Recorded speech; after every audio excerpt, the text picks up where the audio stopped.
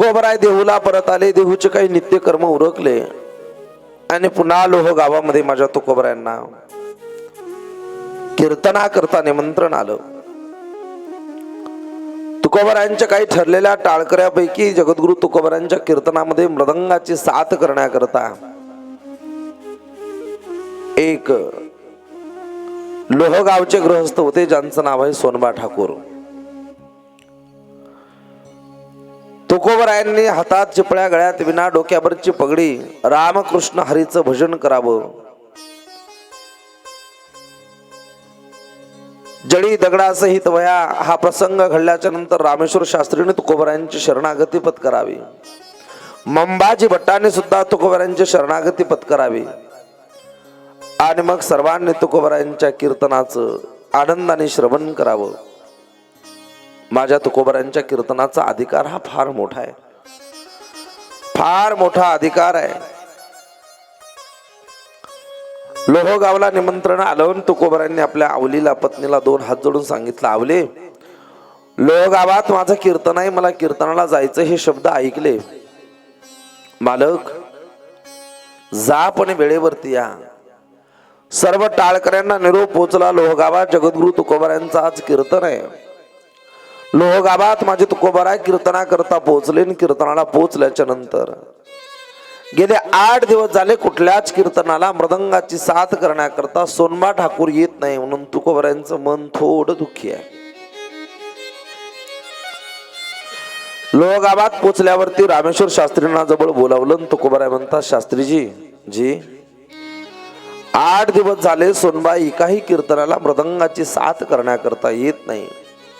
मला वाटतं आपण जर सोनबाच्या घरापर्यंत गेलात आणि त्याला बोलावलं तर बरं होईल. नेमकं झालं काय त्याला विचारा बरं. 8 दिवस झाले एकाही कीर्तनाला उपस्थिती नाही त्याची. तो नाराज आहे का? त्याचं कधी मन दुखावलं का? त्याची काही अडचण आहे का? वाऱ्यासारखी बातमी पसरली लोहगावात तुकोबरायांच्या कीर्तनाची आणि तुकोबरायांचे सहकारी रामेश्वर शास्त्री सोनबा ठाकूरांच्या घरी गेले आणि दारातून आवाज दिला, ए सोनबा, सोनबा. आवाज ऐकला सोनबाचा. सोनबा मधल्या घरात पहुडलेले होते. दारात त्यांची कन्या आली. जी काकाजी. अगं बाळे, तुझे वडील कुठे आहेत? आतल्या घरात आहेत. त्यांना म्हणावं रामेश्वर शास्त्रींनी बोलावलंय. काका, आतल्या घरातून उठून बाहेर यावं अशी त्यांची शारीरिक अवस्था नाही. माझ्या वडिलांचं शरीर तापेने फणफणलेलं आहे, अंगात जोर भरलेला आहे. उठून स्वतःच्या पायावरती उभं राहता यावं अशी त्यांची अवस्थाच नाही. आपणच आतमध्ये गेलात तर बरं होईल. फार गोड प्रसंग आहे.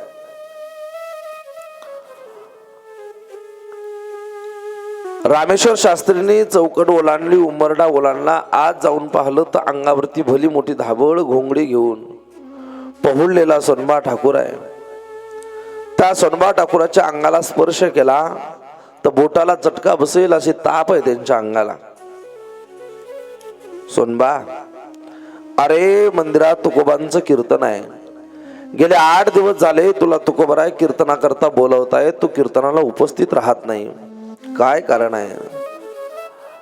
कडकडत्या थंडीत दाताला दात लागत असताना सोनबा म्हणतो, शास्त्रीजी, मालकांचं कीर्तन आणि त्या कीर्तनाला साथ करण्याकरता माझंही अंतकरण तिळतिळ तुटतं, पण मला या जोरामुळे, मला या तापीमुळे उठून उभं राहता येत नाही. भोजनाचा घास घेतला तर तो कडू लागतोय, उठून उभं राहिलो तर भोवळ येते. माझ्या शरीरात त्राण राहिला नाही, येऊ तरी कसं? माझी फार इच्छा आहे की लोहगावात तुकोबरायांचं कीर्तन होतंय, त्या कीर्तनाला मृदंगाची साथ करावी, पण बोट उचलून मृदंगावरती, पखवाजावरती थाप टाकावी असा त्राण माझ्या शरीरात नाही. रामेश्वर शास्त्री म्हटले, हरकत नाही, वैद्याला बोलव, थोडा आराम कर, आराम कर.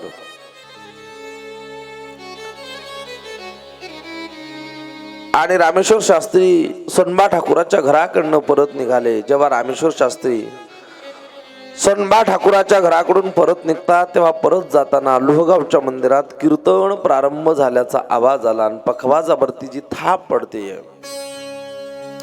मृदंगावरची जी थाप पडते ती थाप माझ्या रामेश्वर शास्त्रींना ओळखीची वाटते. ती थाप ऐकली. थाप ऐकल्याच्या नंतर मंदिरात जाऊन पाहिलं तर तुकोबारायांच्या गळ्यात विनायक कीर्तनाचा प्रारंभ झाला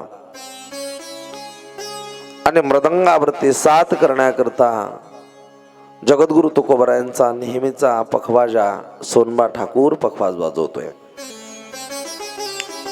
हा सगळा प्रसंग पाहला. रामेश्वर शास्त्री म्हणले, लबाड बोलतो सोनबा, आता सध्या काहीच म्हणत नाही, थांब. कीर्तनाची सांगता हो दे, कीर्तन झाल्यावरती आपण भेटून मग तुला मी विचारतो माझ्याशी लबाड बोलतो काय, माझ्याशी लबाड बोलतो काय. रामेश्वर शास्त्रीने गळ्यात टाळ घेतला. तुकोबारायांचं 2 तासाचं कीर्तन पूर्ण झालं आणि कीर्तन झाल्याच्या नंतर माझे तुकोबाराय, कीर्तनाची परंपरा असते, कीर्तन झाल्यावरती पहिल्यांदा विनेकराने कीर्तनकाराचं दर्शन घ्यावं, मग पखवाजाने आणि मग गवयांनी दर्शन घ्यावं, त्यानंतर लोकांनी दर्शन घ्यावं. या परंपरेनुसार कीर्तन पूर्ण झालं. कीर्तन पूर्ण झाल्याच्या नंतर सोनबा ठाकूर आला. जगद्गुरु तुकोबारायांच्या पायावरती आपला माथा टेकवला आणि निघून गेला. सर्वांनी तुकोबांचं दर्शन घेतलं. लोहगावातली आलेली सर्व मंडळी माझ्या तुकोबारायांच्या चरणावरती माथा टेकवते. सर्वांचा माथा टेकून झाला. सर्वांचं दर्शन झालं. रामेश्वर शास्त्री जवळ आले. तुकोबा म्हणतात, शास्त्रीजी जी आहो सोनबा कुठे, त्याला बघा जरा. रामेश्वर शास्त्रीने आजूबाजूला पाहिलं, सोनबा कुठे दिसतच नाही. महाराज सोनबा गेला वाटतं घरी. जा त्याला परत एकदा बोलवा, त्याला म्हणावं थोडा त्रास घे, गेल्या 8-10 दिवसापासून त्याची माझी भेट नाही, कीर्तनाला उपस्थिती नाही, मृदंगाची साथ नाही. आज आला तर रामकृष्ण हरीच्या भजनाला प्रारंभाला आला आणि कीर्तनाची सांगता होते न होतेच तो सोनबा ठाकूर परत निघून गेला. त्याला विचारा बरं, माझ्याविषयी त्याला काही राग आहे का, माझं काही चुकलंय का. रामेश्वर शास्त्री म्हणले, महाराज आत्ता जातो. रामेश्वर शास्त्री परत धोत्राचा सोगा धरत धरत पळत पळत पळत सोनबाच्या घरी गेले आणि आवाज दिला, अरे सोनबा. परत कन्या बाहेर आली, जी काकाजी. अगं बाळे, तुझ्या वडिलांना एकदा बाहेर बोलव. नाही काका, त्यांना नाही येता यायचं. परत रामेश्वर शास्त्री आत गेले, अंगावरची धाबळ ओढली, सांगितलं, काय रे सोनबा, काय नाटकं लावलीत, मगाशी आलो तेव्हा अंगावरती धाबळ घोंगडी घेऊन पडला होता, अंगाला ताप असल्याची नाटकं केली, लबाड बोलला.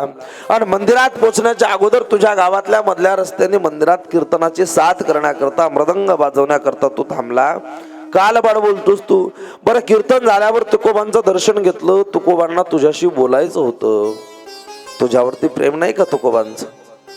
फार माया आहे तुकोबांची तुझ्यावरती, फार प्रेम आहे. अरे फार जीव लावतात तुला तुकोबा, त्यांची इच्छा आहे तू त्यांना भेटायला यावं. चाल बरं, तू कीर्तन झाल्या झाल्या का आला. सोनबा ठाकूर म्हणता, रामेश्वर शास्त्रीजी मी कीर्तनातच आलो नाही तर तुकोबारायांचं दर्शन कधी घेतलं. काय सोनबा बोलतोस तू. अरे उभ्या गावाने पाहिलं, मृदंगाची साथ करण्याकरता तूच पखवाज वाजवत होता, तूच मृदंगाची साथ केली. आहो शास्त्रीजी, तुमचा काहीतरी भ्रम झालाय. आज तुकोबांच्या कीर्तनात साथ करण्याकरता मी नव्हतोच. ए सोनबा, या शास्त्रीला वेडा समजतो की काय. मी माझ्या डोळ्यांनी पाहिलं, तू कीर्तनाची साथ करण्याकरता होता. गळ्यावरती हात ठेवला आणि सोनबा ठाकूर म्हणतोय, शास्त्रीजी तुकोबांच्या पायाची शपथ घेऊन सांगतोय, आजचं कीर्तन वाजवण्याकरता, मृदंग वाजवण्याकरता मी नव्हतो. शास्त्रीजांना विश्वास होता, सोनबा ठाकूर तुकोबांच्या चरणाची खोटी शपथ घेणार नाही. तुकोबारायांच्या चरणाची शपथ घेतली. शास्त्रीजी परत निघाले. धावत धावत धावत मंदिरात गेले. मंदिरात पोहोचल्याच्या नंतर जगद्गुरु तुकोबाराय, तिथले अनेक टाळकरी, गावची काही मंडळी मंदिरात बसलेली होती. शास्त्रीजींना घाम फुटला. काय झालं शास्त्रीजी, आला का सोनबा. शास्त्रीजी आला का सोनमा म्हणल्याच्या नंतर शास्त्रीजी म्हणतात, मालक कीर्तनाच्या अगोदरही सोनबाला बोलवायला गेलो होतो तेव्हा सोनबाच्या अंगावरती धाबळ आणि घोंगडी होते, त्याच्या अंगाला ताप भरलेला होता. मंदिरात परत आलो सोनबाच्या घरून तेव्हा मृदंगावरती साथ करण्याकरता सोनबा दिसला. मी कीर्तन होईपर्यंत शांत राहिलो. सोनबाने तुमचं दर्शन घेतलं आणि तो निघून गेला म्हणून तुम्ही मला पाठवलं. मी परत त्याच्या घरी गेलो. घरी गेल्याच्या नंतर मी परत त्याला विचारपूस केली, पण अंगावरची धाबळ घोंगडी तशीच होती, त्याच्या अंगाला ताप होता. सोनबा म्हणत होता की तो आजच्या कीर्तनाला साथ करण्याकरता आलाच नाही. तुकोबा म्हणतात, काय बोलताय शास्त्रीजी? या सगळ्या टाळकऱ्यांना गावकऱ्यांना विचारा, मृदंग वाजवण्याकरता आज सोनबा ठाकूरच होता, त्यानेच मृदंगाची साथ केली. शास्त्रीजींनी थरथरत्या आवाजात सांगितलं, तुकोबा आज सोनबाने साथ केली हे मला, तुम्हाला, टाळकऱ्यांना सगळ्यांना दिसतंय. पण सोनबाच्या घरी जाऊन मी जेव्हा प्रत्यक्ष सोनबाला बोललो तेव्हा सोनबाने सांगितलं, तुकोबारायांच्या चरणाची शपथ घेऊन सांगतो, आजच्या कीर्तनात मी साथ केलीच नाही. अरे मग मृदंग वाजवला कुणी? सोनबाने नाही वाजवला तर? पखवाज अलीकडे घेतला, पखवाजाच्या जवळ बत्ती लावली, पखवाजाच्या धुमाला कणिक लावलेली होती. महेश महाराज त्या कणकीवरती लक्ष देऊन तुकोबरायांनी पाहिलं आणि माझ्या तुकोबरायांच्या डोळ्यातले अश्रू घळा घळा घळा उघडायला लागले. शास्त्रीजी म्हणतात, का रडताय तुकोबाराय तुम्ही? शास्त्रीजी, भाग्य तरी हेच परमार्थ महाधन जोडी देवाचे चरण. आपल्या सोनबाच्या शरीराला खरंच फणफणून ताप आलाय आणि आपला सोनबा खरंच घरात झोपलेला आहे. आजच्या कीर्तनामध्ये ज्याने साथ केली तो लोहगावचा सोनबा नव्हता. आजच्या कीर्तनामध्ये ज्याने मृदंगाची लावणे, मृदंग, श्रुती, टाळ, घोष, शिव, ब्रह्मरस आवडीने ज्याने आजच्या कीर्तनात आपल्या मृदंगातून ब्रह्मनाद निर्माण केला तो लोहगावचा सोनबा नव्हता. ब्रह्मनाद निर्माण करणारं साक्षात ब्रह्म होतं. पंढरपूरच्या मालकाने कीर्तनाला साथ केली. काय बोलताय तुकोबा? त्या पखवाजाच्या कणकीकडे बोट दाखवलं आणि पखवाजाला लावलेल्या कणकीवरती जगाच्या मालकाच्या हाताची ठसे उमटलेले, शंख, चक्र, गदा, पद्म, ह्या सगळ्या शिक्क्यांकडे पाहिलं. तुकोबा घळा घळा रडायला लागले. सगळे टाळकरी जमा झाले. 1000 कीर्तन झाली, कुणाची 2000 झाली, कुणाची 4,000 झाली, कुणाची उभे हयात कीर्तन करण्यात चालली. कुणाला दिवसाला 2 कीर्तन आहेत, कुणाला दिवसाला 3 कीर्तन आहेत, कुणी वर्षात 500 कीर्तन करत. वर्षात 1000 कीर्तन व्हावं ही अपेक्षाच नाही. आपला परमार्थ कधी एवढ्या उच्च कोटीचा होईल? कधी आपल्या एखाद्या पखवाजाला ताप येऊन आपला पखवाजा अंगावरती घेऊन पडेल? कधी जगाचा मालक आपल्या कीर्तनामध्ये एखादा बोल वाजवेल? 1000 पखवाजांनी, 1000 प्रसिद्ध मृदंगाचार्यांनी, मृदंगाच्या महामेरूने, मृदंग सम्राटांनी पखवाजावरती ज्यांची भली मोठी पकड आहे, अशा लोकांनी कीर्तनाला साथ केल्यावर प्रसिद्धीसाठी पोस्ट टाकणारे आपण कधीतरी आपली अपेक्षा असावी की जगाच्या मालकाने आपल्या कीर्तनातली पंचपदी वाजवावी.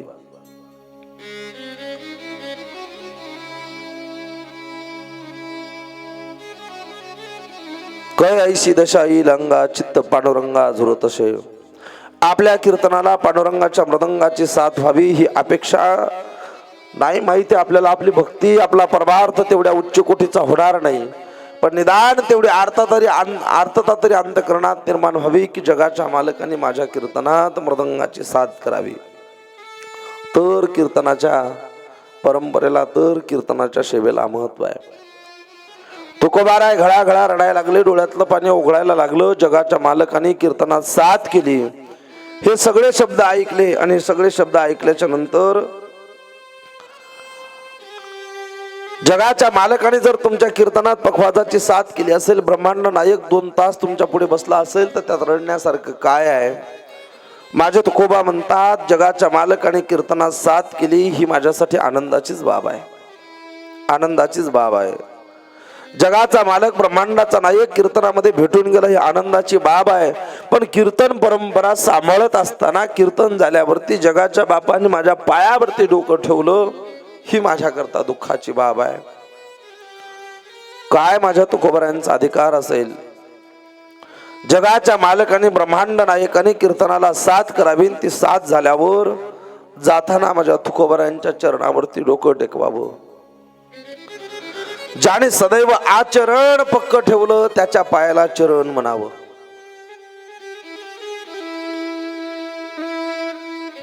जगाच्या मालकाने ब्रह्मांड नायकाने तुकोबांच्या कीर्तनाला साथ केली, हा प्रसंग झाला. आता तुकोबरायांचा बोलबाला समाजात वाढायला लागला, समाज मानायला लागला. सोन्याच्या दुकानात जाऊन सोनं जरी विकत घेतलं तर लोक त्याला अग्नीतून कस लावल्याशिवाय घेत नाहीत.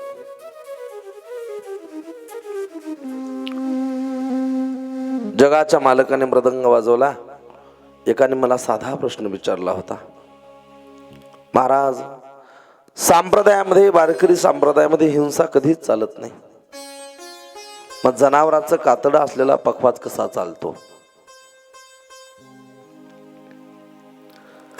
पखवाजाला कातडं लावलं जातं, जनावर मारून नाही लावलं जात. जनावर मेल्यावरती त्याचं कातडं पखवाजाला वापरलं जातं. त्यामुळे ही हिंसा नाही, हा पहिला मुद्दा.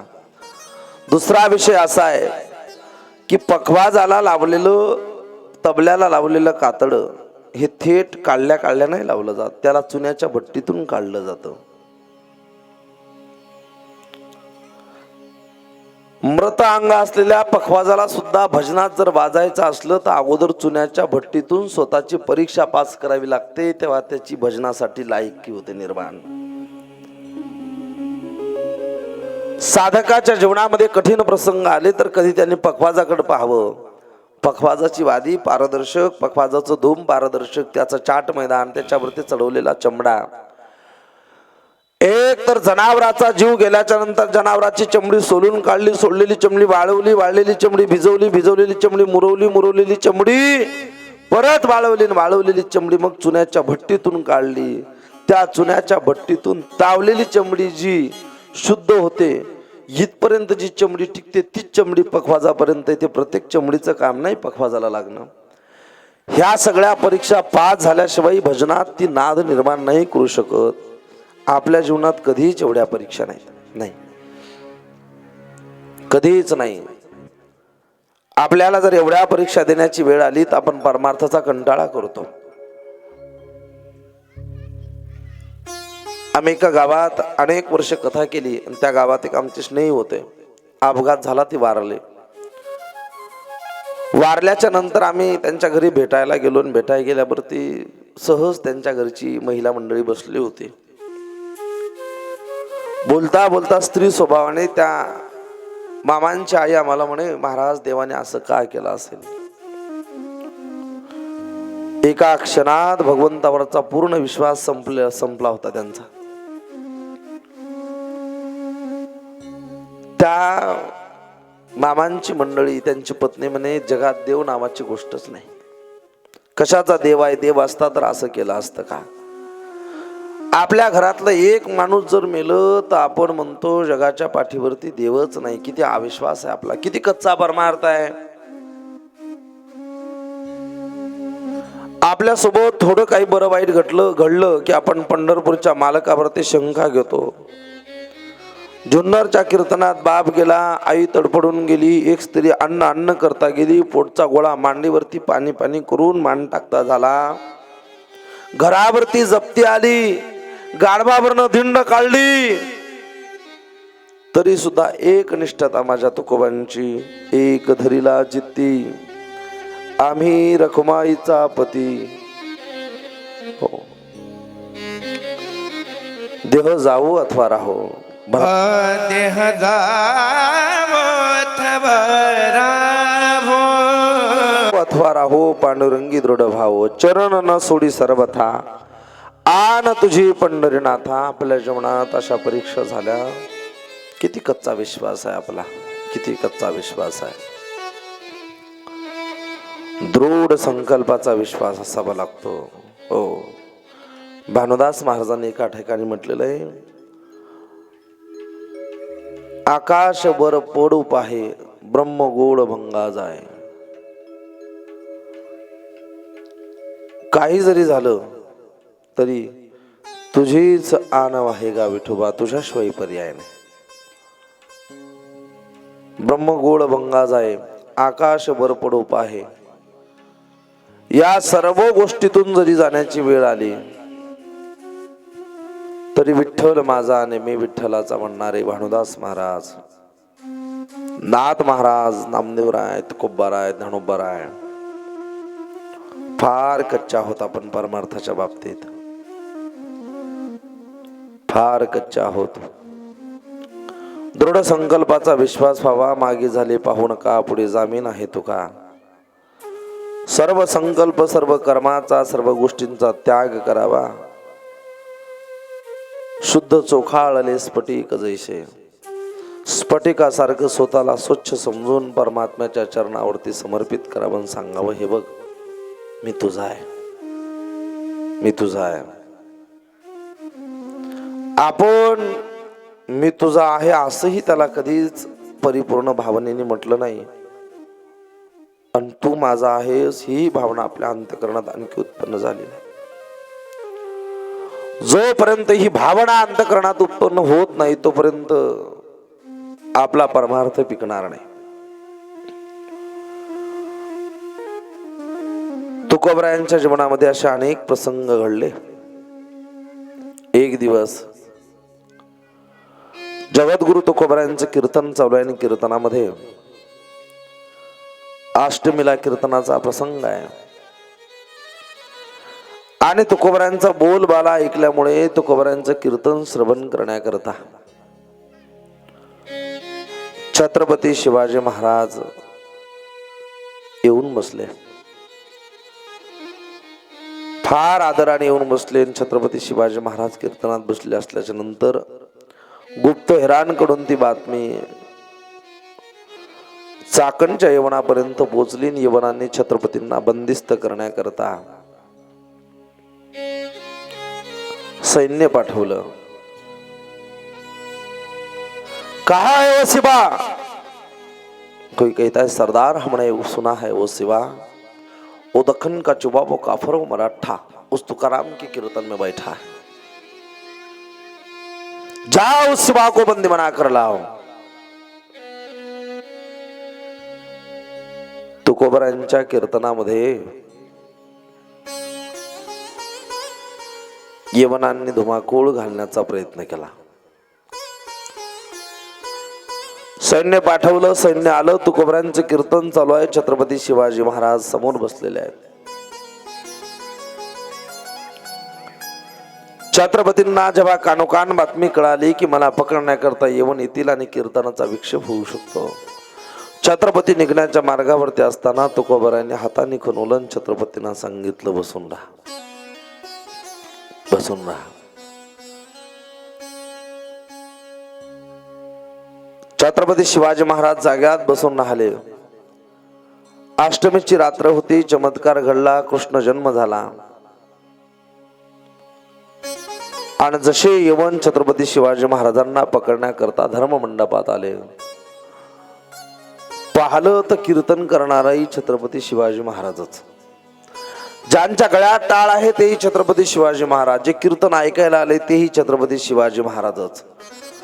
जिकडे पाहावे तिकडे छत्रपती शिवाजी महाराज दिसायला लागले. यवन म्हटला, अरे या अल्लाह, ये खुदा, ये परवरदिगार, ये सिवाय दखन का चुबा, ये काफर, ये मराठा, इसमें है कौन सा?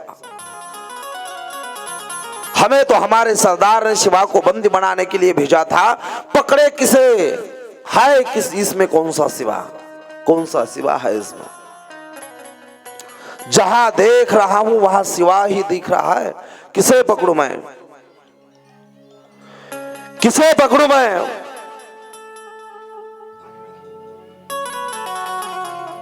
अब इस सिवा को पहचानना बड़ा मुश्किल हो गया हमारे लिए।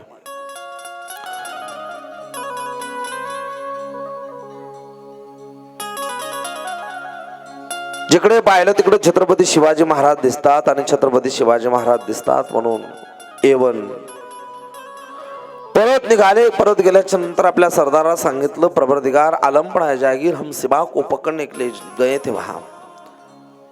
हमने सुना था जानते वक्त कि उस तुकाराम का कीर्तन शुरू है। वहां जाने के बाद तो ऐसा दिख रहा था कि वो सिवाई कीर्तन कर रहा था। अरे जो कीर्तन सुनने के लिए आए थे वो पूरे के पूरे सिवाई दिख रहे थे। वो कीर्तन में जो पीछे रहते ना वो टाल लेकर वो भी सारे सिवाई दिख रहे थे। पकड़े तो किसे पकड़े, पागल बन गए थे हम, मती मारी गई थी हमारी।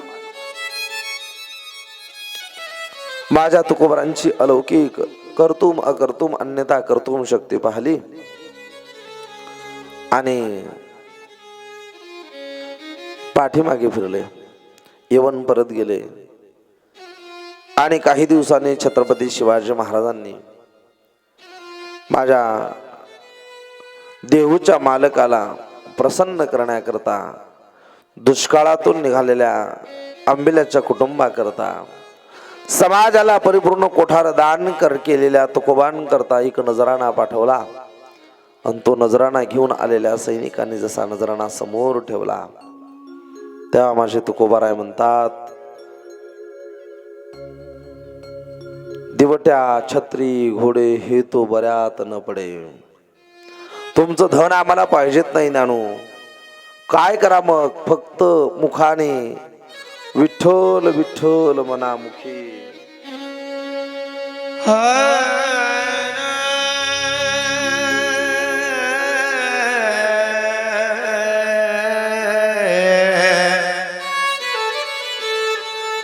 मनामुखी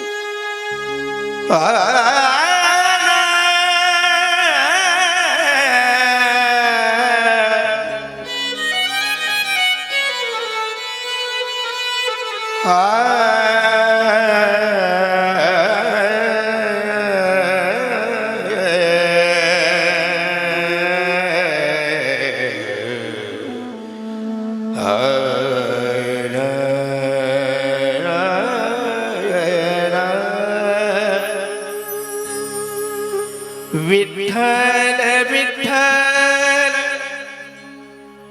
मनामुखी,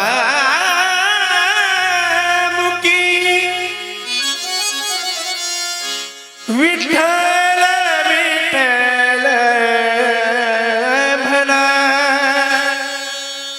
विठ्ठल विठ्ठल मनामुखी, विठ्ठल विठ्ठल म्हणा।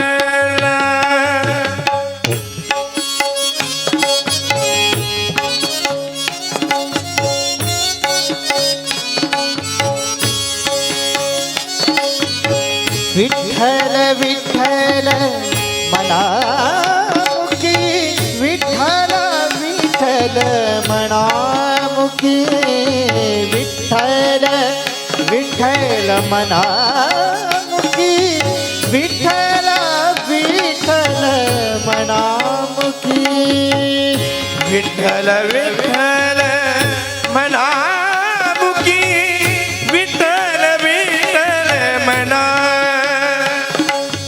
विठ्ठल विठ्ठल मनामुखी, विठ्ठल विठ्ठल मना, विठ्ठल विठ्ठल मनामुखी, विठ्ठल विठ्ठल मनामुखी।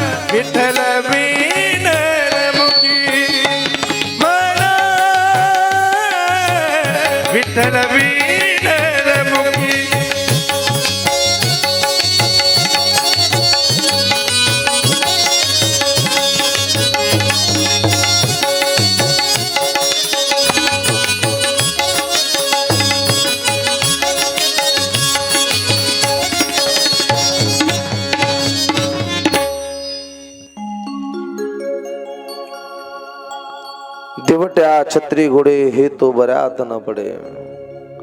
तुकोबरायांचा छत्रपती शिवाजी महाराजांना उपदेश आहे.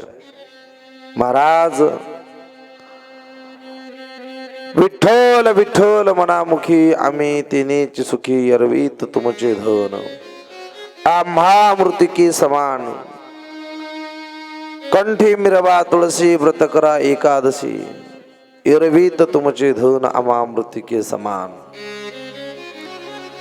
आपण आपल्या मुखाने नामस्मरण नामचिंतन जर करत राहिला तर आमच्या करता हे सर्वात मोठं धन आहे. बाकी आपण पाठवलेलं जे धन आहे, आपण पाठवलेला जो नजराण आहे, हा नजराण आमच्या करता मातीप्रमाणे आहे. एरवीत तुमचे धन आम्हा मृतिके समान.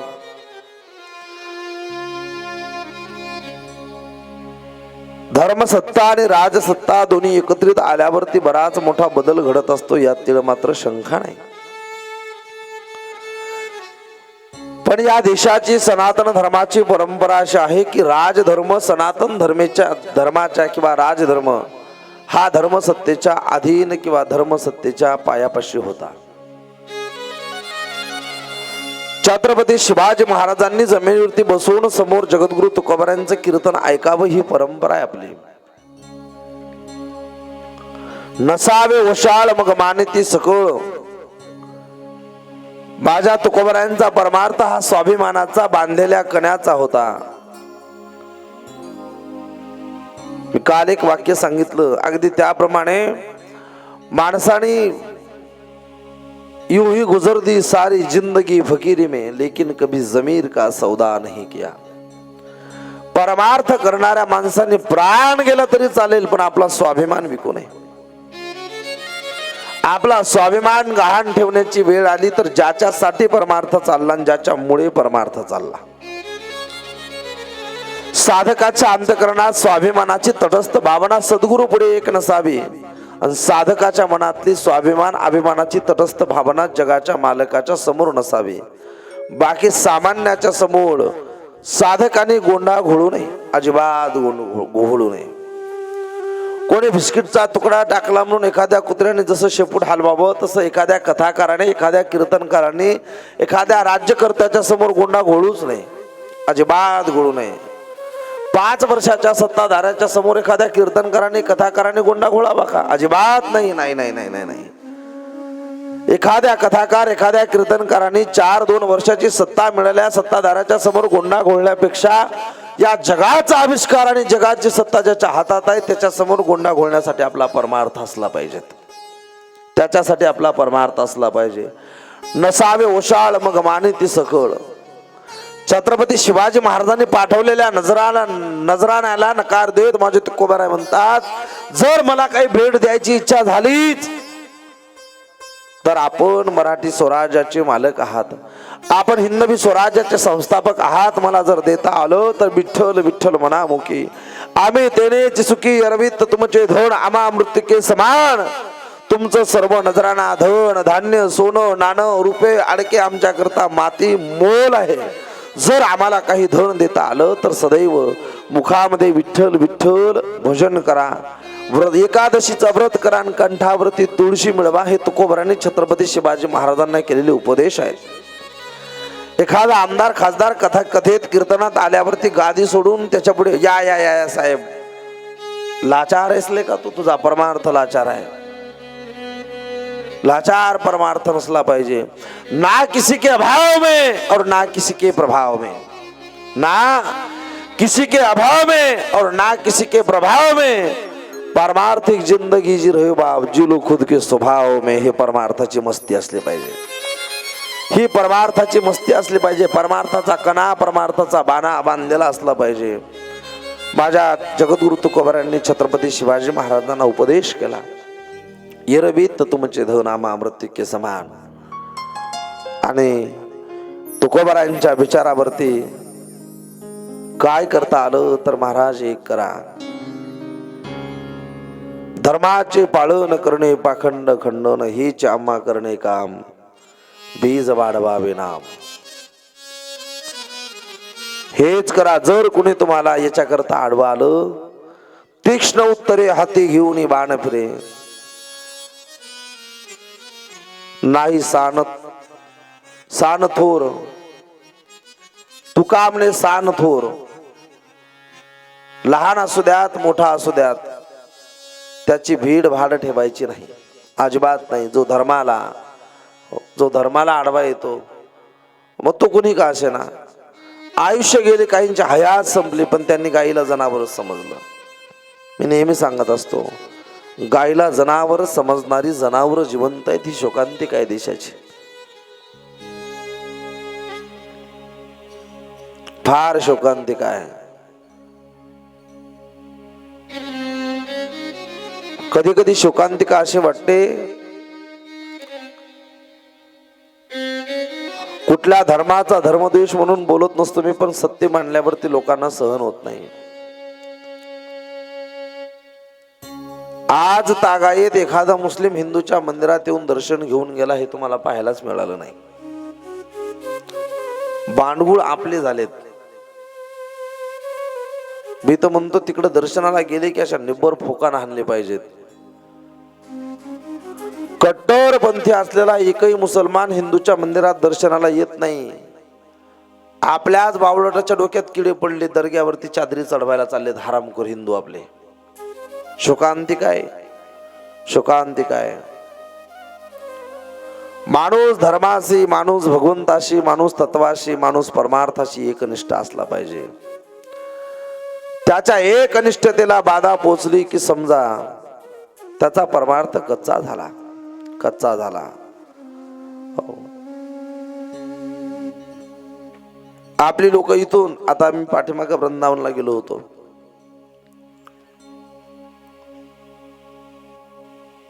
माझी आई सोबत होती. आमची आई काही शिकलेली नाही, शाळा शिकलेली नाही फक्त. आणि मग त्या वृंदावनची ट्रिप करता करता करता आम्ही दिल्लीला गेलो. आग्र्याचा लाल किल्ला आहे, जे आपल्या बापदाद्यांची देण आहे, बंदिस्त केला तो, आणि त्याच्यावरती अयवनांनी राज्य केलं.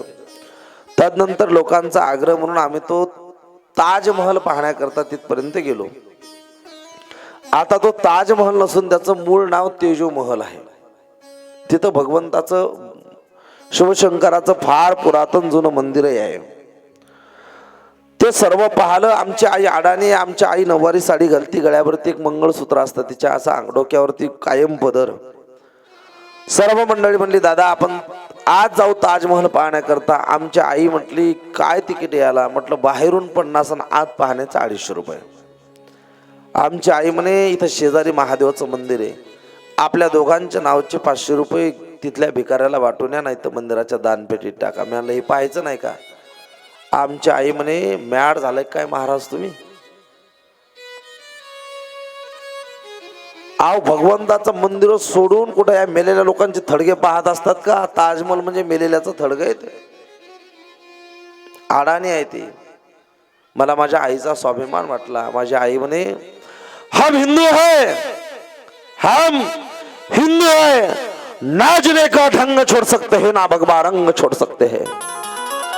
हम हिंदू है, नाचने का ढंग छोड़ सकते हैं, ना भगवा रंग छोड़ सकते हैं. सुन लो, ताजमहल अगर प्यार की कहानी है तो रायगढ़ इनके बाप की निशानी है. पाहायची इच्छा झालीच तर रायगड, राजगड, माचीचा किल्ला हे पाहावं. हे मेलेल्यांची थडगी पाहून काय करता महाराज, काय करता? हो, ज्याने स्वतःचा बाप मारला, भाऊ मारले, आणि ज्यानं बाईसाठी थडग बांधलं, त्याचा ताजमहल पाहिले. विठ्ठला विठ्ठला विठ्ठला विठ्ठला विठ्ठला विठ्ठला.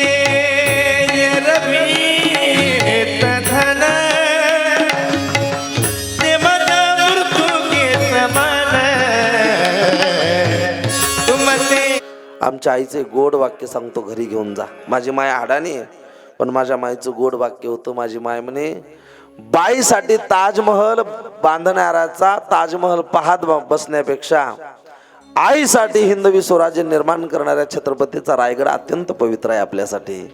तो पाहायला पाहिजेत, तो पाहायला पाहिजेत. म्हणून माझ्या हात जोडून विनंती आहे, आपल्या बऱ्याच लोकांना आपले 33 कोटी देव कमी पडले आणि आपले तिकडं चाललेत, तिकडं चाललेत. नाही नाही नाही, अजिबात जाऊ नका. तुमच्या या खालच्या प्रांतात थोडं सरकलं की धर्मांतराची मोठी मोठी प्रकरणं होतात, मोठी मोठी प्रकरणं होतात. आपली माय काळी जरी असेल तरी तिचंच दूध प्यावं लागतं. शेजारची बाई गोरी दिसली म्हणून ती कुठं दूध पाजत असते का? जुनी म्हण होती, शेजी चारेल भात आणि माय फिरवेल हात. शेजारच्या बाईनं पोटभर भात चारल्यावरती अंतकरण तृप्त होत नाही, पण आपल्या आईनं जर हात जरी फिरवला तरी आपलं अंतकरण तृप्त होत असतं. म्हणून तमाम हिंदूंना माझे हात जोडून विनंती आहे, आपण आपली गरिमा सांभाळा.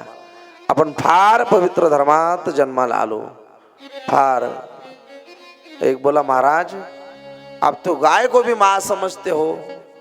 अरे म्हणलं, 3 खड्यावर बाईची किंमत करणाऱ्यांनी आमच्या धर्माच्या नादाला लागू नये, अजिबात लागू नये. 3 खडे टाकल्यावरती विवाह करून आणलेली बाई एका क्षणात सोडून देणारी, तुम्हाला काय बाईची किंमत आहे? एक धर्म आहे जो बाईला माय म्हणायला तयार नाही, आणि एक धर्म आहे गाईला माय म्हणणारा धर्म आहे. आपण विचार केला पाहिजे कुठला धर्म श्रेष्ठ आहे तो. भूत दया गाई पशुचे पालन तानेल्या जीवन म्हणणारे तुकोबार आहे एकीकडे. मी काल एक वाक्य बोललो, गाईच्या दुधासोबत भाकर खाणारा आणि गाईच्या मांसासोबत भाकर खाणारा दोघं एकत्रित कधीच येऊ शकत नाहीत. आपल्या लोकांच्या डोक्यात एक किडा सोडला, सर्व धर्म समभावाचा. एका जुन्या महात्म्या करता माझं वाक्य आहे, एवढं कट कर रे बाबा, नाही तर माझा कालीचरण होईल. मंदिरात येऊन कुराण वाचणारे बरेच झाले, पण मस्जिदीत जाऊन हिंदू धर्माची हनुमान चालीसा म्हणणारा एकही जन्माला नाही आला. सर्व धर्म समभावाचा किडा आपल्या डोक्यावरती लादला फक्त. ऐका, आम्ही मागे कीर्तनाला गेलो, एकाने विचारलं, महाराज छत्रपती शिवाजी महाराज एकाच धर्माच्या विरोधात होते का? तुझं काय मत आहे? म्हणजे छत्रपती शिवाजी महाराज एका धर्माच्या विरोधात नव्हते. मी म्हणलं, माझ्या या प्रश्नाचं एक उत्तर दे. काय? मी म्हणलं, छत्रपती शिवाजी महाराज एकाच धर्माच्या विरोधात नव्हते हे तुझं मत आहे, पण छत्रपती शिवाजी महाराजांना विरोध करणारे सगळे एकाच धर्मात होते हे तुला मान्य आहे का नाही? सांग. काय अफजल खान तो चुलता नव्हता? मुकरब खान काय तो मावसा नव्हता? म्हटलं, महाराष्ट्राला गिळंकृत करण्याकरता आलेला शास्ता खान काय तुझ्या नात्यातला नव्हता? छत्रपती शिवाजी महाराज एकाच धर्माच्या विरोधात नव्हते हे तुझं जर मत असेल, तर छत्रपती शिवाजी महाराजांना जेवढा विरोध झाला तो एकाच धर्माच्या लोकांनी केला हे तुला मान्य आहे का नाही? सांग. पिवळ्या पुस्तकांचा इतिहास वाचून तुम्ही आम्हाला सांगू नये. समोरच्या किल्ल्यावरती फडकणार हिरव्या रंगाचा निशाण आमच्या डोळ्याला बोचतोय. शिवा, आमची एक इच्छा पूर्ण करा. शिवशाही आई करता निर्माण झाली. काय इच्छा आहे आऊसाहेब? आणि आऊसाहेबांनी सांगावं, शिवा, समोरच्या किल्ल्यावर फडकणारे हिरव्या रंगाचं निशाण आमच्या डोळ्याला बोचतंय.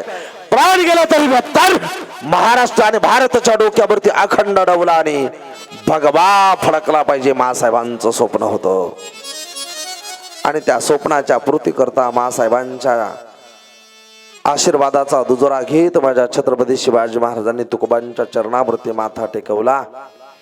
धर्माचे पालन करणे पाखंड खंडन हेच आम्हा करणे काम बीज वाढवा बेनाम. छत्रपती शिवाजी महाराजांना केलेला उपदेश तुकोबारायांचं चरित्र समोर जात आहे.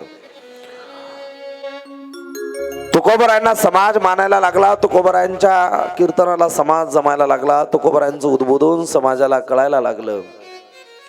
पण यातही काही साधूंच्या विरोधात असतात.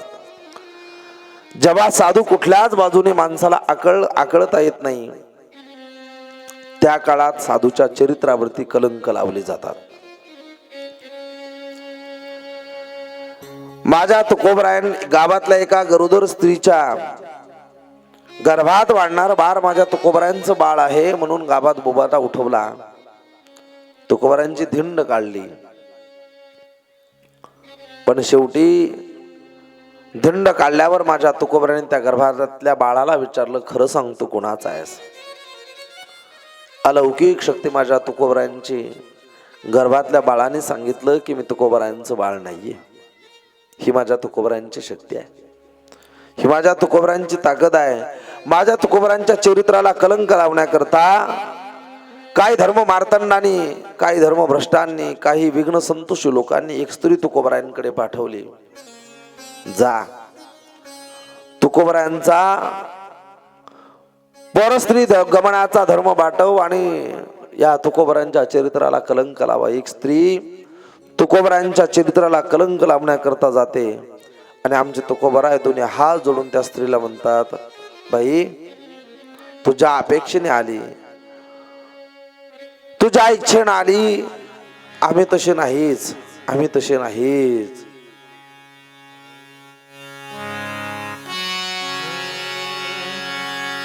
जाईव तुम्हारे नगरी सयास, जाईव तुम्हारे नगरी सयास,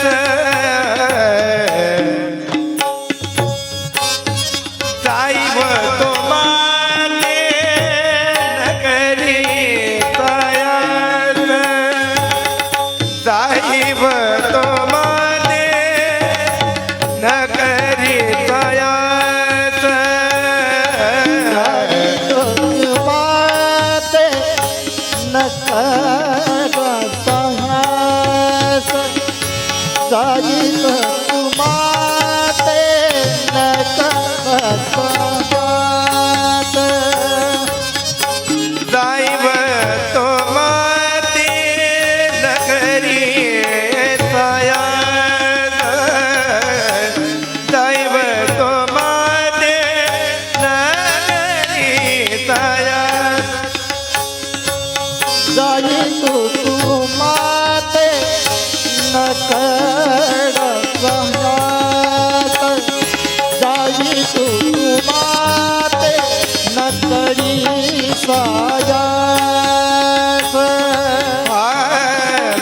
विष्णुदास तैसे नोवे, आम्ही विष्णुदास तैसे नोवे, जाईव तुम्हारे नगरी सयास, जाईव तुम्हारे नगरी सयास.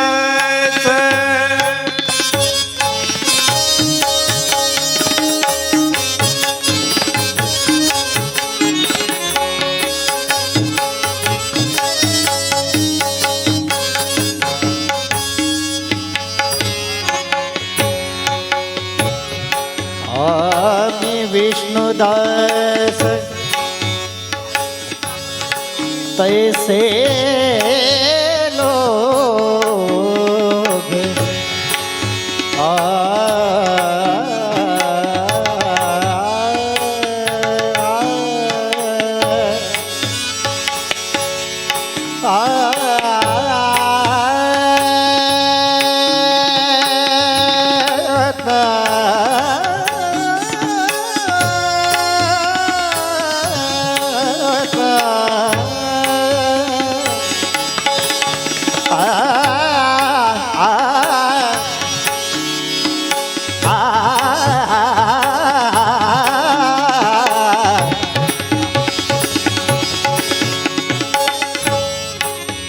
आम्ही विष्णुदास,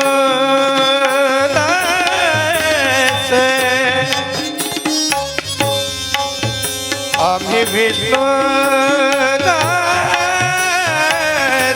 तैसे नोवे,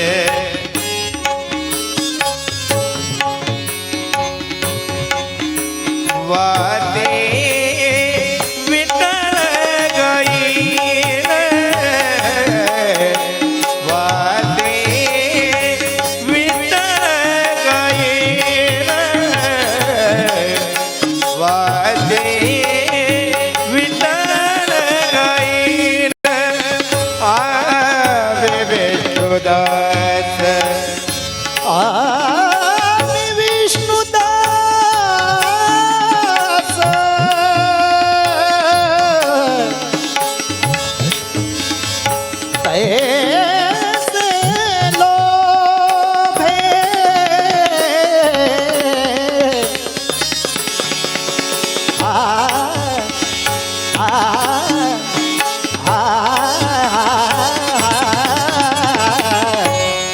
गरे सरे ग प ब ब ग प ब ब ग म प ध प म प ग म प म ग म गरे नि नि नि सा गरे सा प म प ग म प नि नि नि प म प ग म प नि सा नि सा नि ध नि ध प ध म प प ग म गरे गरे सा नि रे सा नि गरे सा सा ग म प प ग ग सा रे सा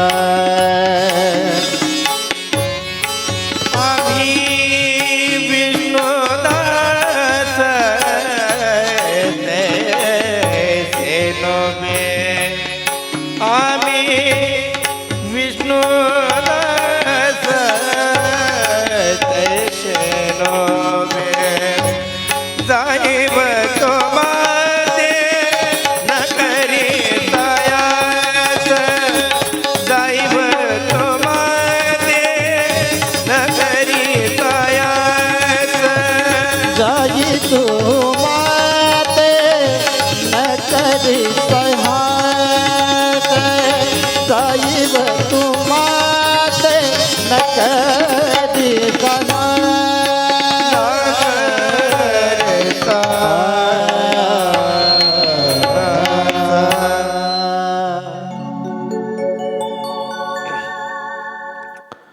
जाई ओतु माते न करी सायास आम्ही विष्णुदास तैशी न हो यत्र नार्यस्तु पूजन्ते रमन्ते तत्र देवतः.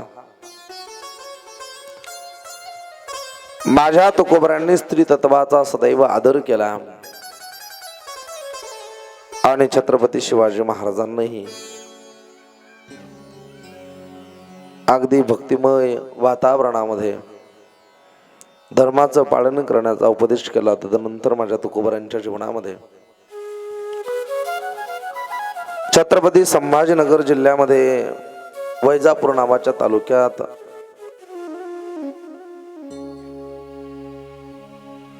देवगाव नावाचं गाव आहे. आरुदेव आणि जानकी या दोघांच्या पोटी कुलकर्णी घराण्यामध्ये एका मुलीचा जन्म झाला. तिचं नाव बहिणाबाई आहे. रत्नाकर पाठक नावाच्या मुलाला कोल्हापूरला दिली आणि कोल्हापूरला सासर असताना भजन कीर्तनाची आवड असलेल्या बहिणाबाई सदैव भजन कीर्तनात रममान असायच्या. रत्नाकराला हे सर्व काही मान्य नव्हतं. एक दिवस रत्नाकराच्या स्वप्नामध्ये त्याला साक्षात्कार झाला. त्यांच्या अंतःकरणात भजन कीर्तनाची आवड निर्माण झाली.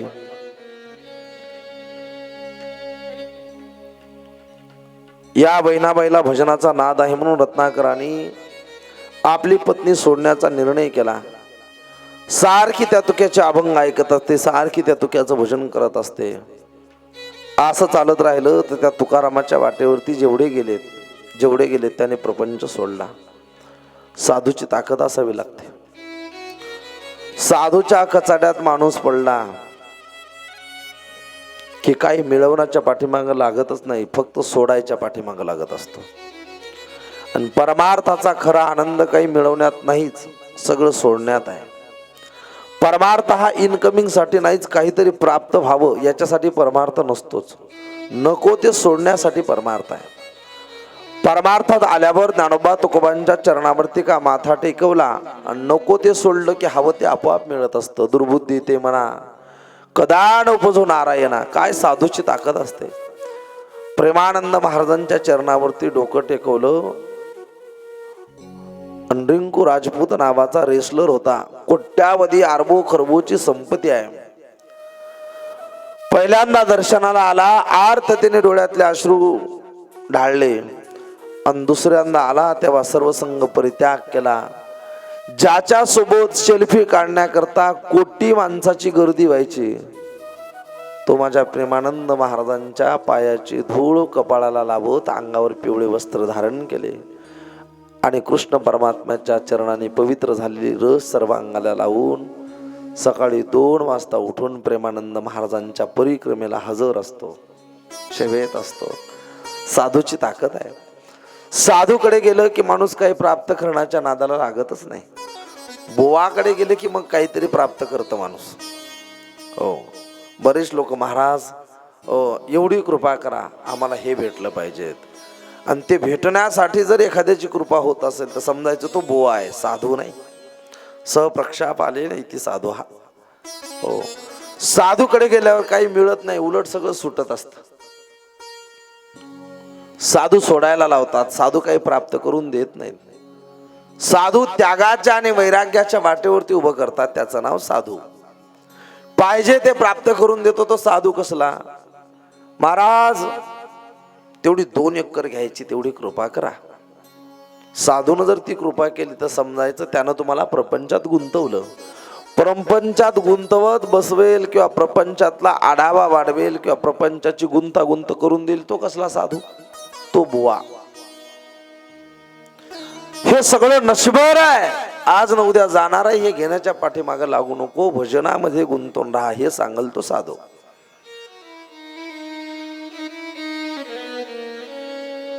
देवाची ती खून आला ज्याचे घरान, त्याच्या पाडे चिरा संसाराशी. संसाराचा थाट वाढून देईल तो भुवा, आणि संसाराचा सर्वसंग परित्याग करून भजनाच्या पंढरपूरच्या वाटेला लावल तो साधू. सोपी व्याख्या. रात्रंदिवस त्या तुक्याचं भजन करते. संसाराचं वाटोळ करणारी बाई ही न ठेवलेली बरी म्हणून बहिणाबाईचा त्याग करायचा ठरवला आणि रत्नाकराच्या अंगाचा दाह सुटला. हा दाह कशानच थांबत नव्हता. स्वप्नात एक ब्राह्मण आले. त्या ब्राह्मणाने अनुग्रह केला आणि सांगितलं, तुकोबांची हेटाळणी करू नको. त्यांचं सत्व, त्यांची सत्वशीलता मान्य कर. मान्य केली. अंगाचा दाह थांबला. बहिणाबाईंना देहूला आणलं आणि तुकोबांकडून अनुग्रहित झालेल्या याच बहिणाबाईंनी संप्रदायाला 740 अभंगाची गाथा दिली.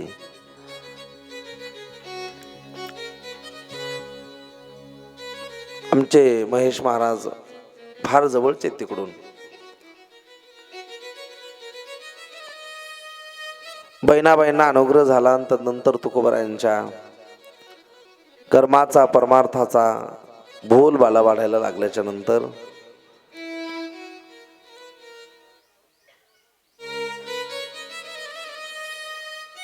एक साधू होता हिरव्या कपड्यातला. फार गोड प्रसंग आला तुकोबारायांच्या चरित्रात. त्याला अनगड शहा नावाचा फकीर म्हटलेला आहे. सामान्य फकीर नव्हता. अंगावरती हिरवे कपडे होते म्हणजे तो सामान्य फकीर नव्हता. माझ्या महिपती महाराजांनी त्याचं वर्णन केलं. शुक याज्ञवल्के दत्त कपिल मुनी हरीशी जाणून हरी झाले.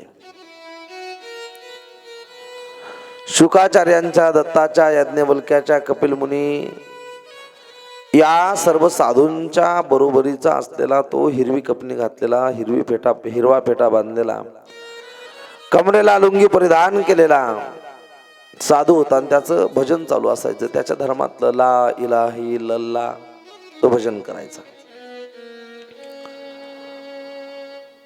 फकीर आणि वारकरी अंतकरणाने शुद्ध असतात.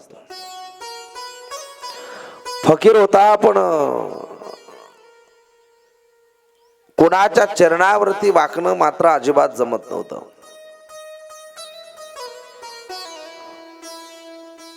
तो रोज भिक्षा मागायचा एका म्हातारीच्या दारात. त्या म्हातारीने त्या फकीराला एक दिवस प्रश्न विचारला, का रे नाम क्या है तेरा? बोले माझी अनगढ़ शाह कहते लोग. बड़ा तटस्थ रहता है, अपने मस्ती में जीता है, कभी तुझे किसी के पैर पे झुकते नहीं देखा मैंने. अरे बोले माजी मैं झुकता नहीं किसी के पैर पे. क्यों? है ही नहीं ऐसा कोई जिसके पैर पे मैं झुक जाऊं.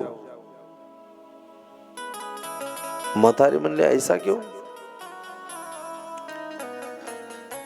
तू किसी के पैर पे झुके ऐसा कोई है ही नहीं, ऐसा कैसा कह सकता है तू? हाँ अभी तक तुझे मिला नहीं, ये मुझे पता है. ऐसा कोई मिला तो, अरे कोई है ही नहीं तो मिलेगा कहां से बुड्ढी, मिला तो झुक जाऊंगा। बोले बोल, कैसा साधु चाहिए तुझे कि जिसके पैर पे तुझे झुकना चाहिए? तो कहता है ना झुकने के लिए ऐसा कोई मिला नहीं, कैसा कैसा चाहिए जिसके पैर पे तू झुक जाए? त्या फकीरानं साधी गोष्ट सांगितली, देख बुड्ढी, ये मेरे हाथ में एक कटोरा है, बोले ये कटोरा है,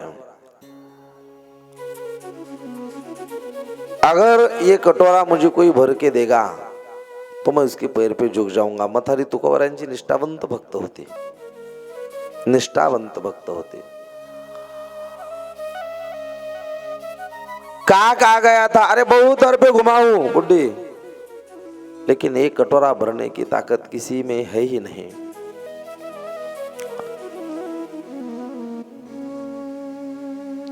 चिंतामणी नावाचे एक गृहस्थ झाले, गाणपत्य पंथातले। तुकोबारायांचा त्यांचा गोड प्रसंग आहे। माझ्याकडे वेळ कमी असल्यामुळं मला बरंच काही असं सोडून देण्याची वेळ आली। आता संत चरित्र आहे, एकच संत जर 7 दिवस सांगायचे असते तर थोडा विस्तार करता आला असता, पण त्यात एक प्रसंग आहे, चिंतामणी देवा गणपतीशी आणावा। तुकोबाराय त्यांच्याकडे गेले होते, तुम्ही गणपतीचे भक्त आहात ना, मग जेवायला बसायचंय। ते म्हणले मग देवाला नैवेद्य, म्हणले अहो देवाला काय नैवेद्य लावता, इथं ताट लावा, इथं गणपती जेवायला आला पाहिजे। चिंतामणी महाराज म्हणले तुका जरा येडाच दिसतो, कशाचा येडा? म्हणले मी आणतो। माझ्या तुकोबारायांनी चिंतामणी महाराजांच्या घरातला गणपती ताटावर जेवायला बसवला होता। माझ्या नामदेवरायांनी जगाचा मालक, ब्रह्मांडाचा नायक विटेवरनं खाली उतरून जेवू घातला होता। जेवत कसा नाही? तुझा बाप जेवण म्हटले, जेवत कसा नाही?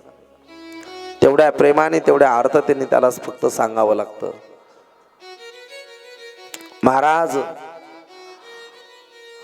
मथारी तुकोबारायांची निष्ठावंत भक्त होती आणि तुकोबा त्या अनगडशाला म्हणाली, एक बार वहां जाकर देख। चिंतामणी महाराजांच्या दारावरती हा फकीर गेला आणि त्याने भिक्षा मागितली। आवाज त्याला भिक्षे करता चिंतामणी महाराज महातेजस्वी महापुरुष, साक्षात गणपती बापा प्रसन्न चिंतामणी महाराजांची पत्नी दारात आली। काय अभय कुछ नहीं, ये कटोरा भरकर चाहिए मुझे। रास टाकलेली होती अशी बैठकीमध्ये, रास पोत्यात भरलेलं अन्न तर वेगळंच होतं। बाईंनी रासेत सूप खुपसलं आणि कटोऱ्यात टाकलं। कटोऱ्यात टाकलं की ओंजळभरच व्हायचं।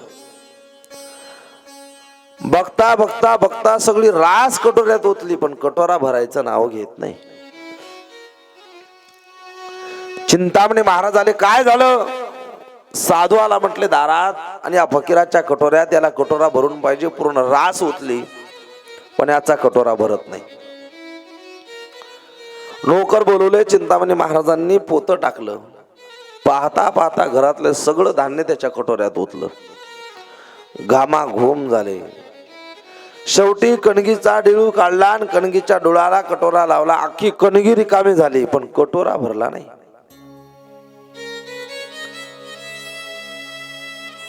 चिंतामणी महाराजांच्या घरातलं खंड्यान खंड्या धान्य टाकलं, कटोरा भरायला तयार नाही।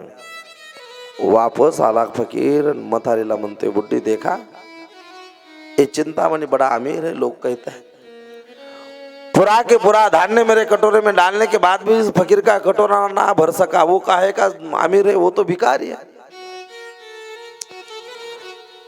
मथारी म्हणली, अनगढ़ एक बात सुनेगा क्या? एक बार देहू में जाकर तुकाराम महाराज के दर पे जा। अरे उसका तो नाम सुना है मैंने, उसके तो अभंग भी पढ़े। वो कहता है कि आम्ही सदैव सुडके, जवळी येता चोर धाके, पुढती जाऊ भिके, मागे कुत्रे घर राखते। जिसके बच्चे खाने से तड़प तड़प कर मर गए, जिसकी बीवी खाने के लिए तड़प तड़प कर मर गई, वो हमें क्या दे सकता है? बुड्ढी बोली बाकी होशियारी मत कर, एक बार जाके देख। बुड्ढी चल तेरी बात सुनता हूं, अगर वहां जाकर मेरा कटोरा ना भरा तो बुड्ढी बोली बाकी का बाद में देखेंगे, एक बार जाकर देख। काही लोकांना अगोदर फार चौकशा असतात. कोणाला बोलावं म्हणलं का त्याच्या दारात कुत्रा असलं तर, ते चावलं तर, ते घरीच नसला तर, मी म्हणलं तू इथंच मर, तू त्याला बोलवाय जाऊच नको. फार चौकशा काही लोकांना. बुड्ढी मैं उस तुकाराम के दर पे जाऊंगा लेकिन वहां जाने के बाद अगर मेरा कटोरा ना भरा तो, बुड्ढी बोली जाने के बाद अगर कटोरा ना भरा तो फिर वापस आना, तेरा कटोरा मैं भर के दूंगी. अरे बुड्ढी कितने साल हो गए तेरे दर पे आकर भिक्षा मांगता हूं, तूने तो कभी कटोरा भरा नहीं, आज मैं भर के दूंगी ना, जा एक बार. म्हातारीचं ऐकलं. अनगडशा फकीर देहूत गेला. देहूत गेल्या गेल्या अनगडशानं चौकात बसलेल्या लोकांना विचारलं, ओ तुकाराम का घर कहाँ है? बोले. एक पुढे आला तोड़की मुड़की हिंदी, तुम्हें तुकाराम के घर पे किस लिए जाना है? भिक्षा मांगने के लिए आया हो. त्यातल्या एकाची हिंदी जरा कच्ची होती. अरे वो तुकाराम महाराज कुछ भाकर नहीं भेटली तो तुमको काय देंगा वो?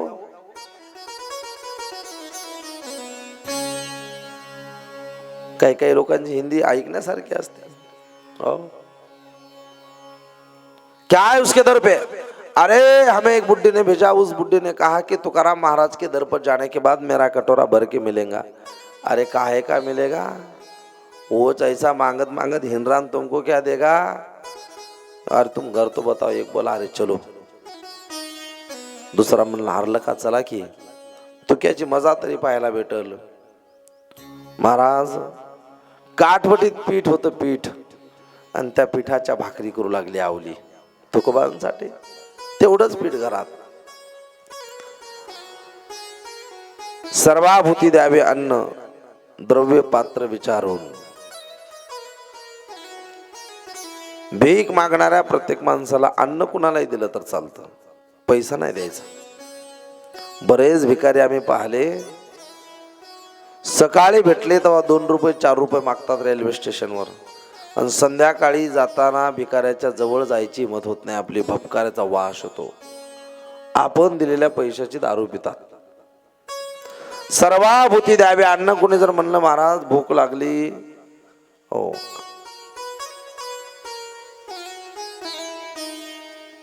शुद्ध द्रव्य घेण्याचा अधिकार, शुद्ध द्रव्य मागण्याचा अधिकार फक्त तृतीय पंथाला आहे.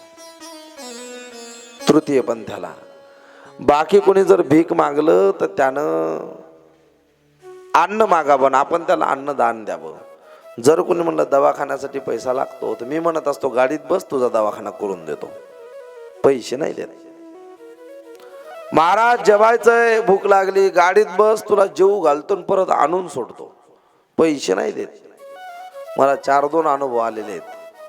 इकून जाताना मीच पैसे दिले, तिकून येताना ते मलाच म्हणजे महाराज ओ महाराज. मी म्हणलं आपलेच पैसे तरी बाबा, हे आपलेच पैसे मला याच्या अंगात आलेले. सर्वाभूती द्यावे अन्न, द्रव्य पात्र विचारून. अन्नदान कुणालाही करावं, पैसे कुणालाही द्यायचे नाही. अंगणात आलेल्या फकीराने आवाज दिला. भागीरथी घरात होती. आवाज दिला,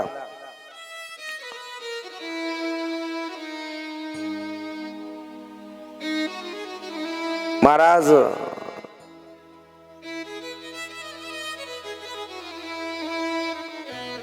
आवली भाकरी थापत होती. धावत धावत भागीरथी गेली.